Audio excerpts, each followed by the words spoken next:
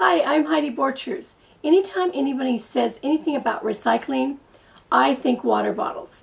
They are so versatile in recycling and making jewelry, and they're so easy and fun, and today it's going to be funky. These pendants are made by using the water bottle actually as a mold. You can remove the water bottle after you pour the Cool2Cast on it, or you can leave it in for an extra shine. Today I'm using the Cool2Cast lightweight plaster and the recycled water bottle. These are the water bottles that you get by the dozen when you buy them by the package, and you know we don't want to have these go into the landfill, so let's be creative with them because there's so many of them. All you need to do is to cut it apart using a craft knife.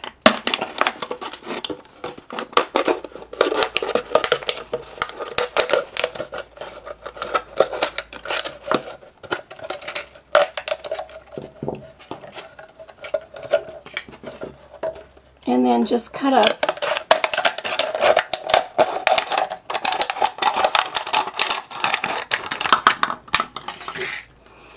and see this little wavy line in there? I love that for this project.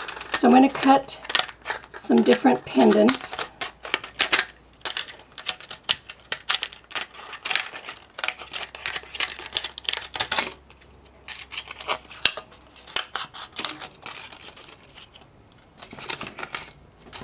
And don't throw away any of these pieces because you can always use them to make more.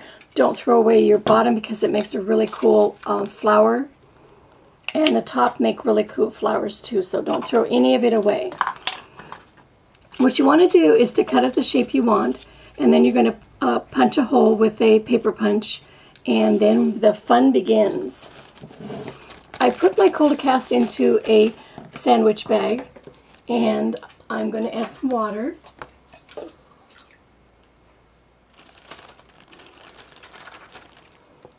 And zip it back up and then shake it for about a minute.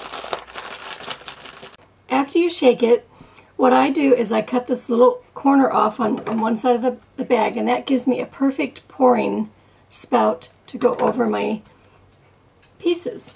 And all you do on this is just pour it.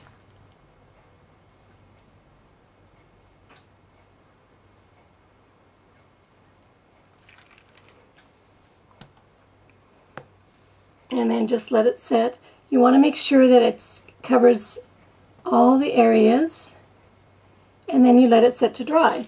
Now you also can do the opposite where you pour it on the inside, and then this is what you have when you take it out.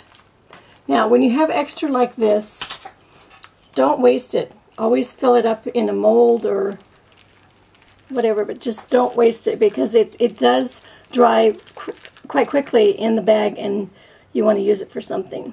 I always have molds available so that I don't waste it. When it's completely dry, and this one was poured on the inside, you can choose to remove this if you want and color it and then glue it back on, or you can just use it like this.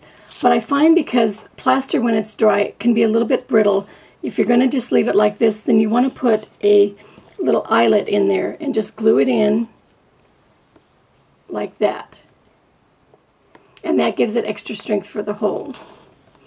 So now the coloring fun begins.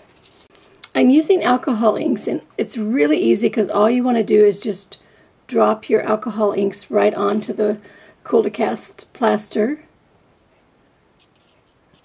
and you can do anything you want: stripes, polka dots.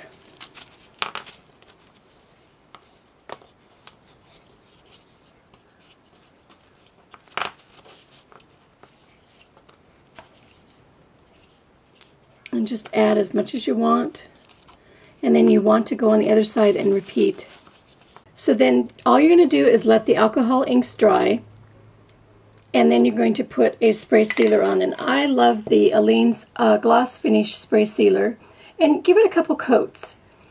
Now if you choose to put the plastic back on, then what you're going to do is you're going to glue it on by just putting some of the original tacky glue onto the plastic really, really thin, and then push it on after it's all dry, and then that gives you also a shiny finish.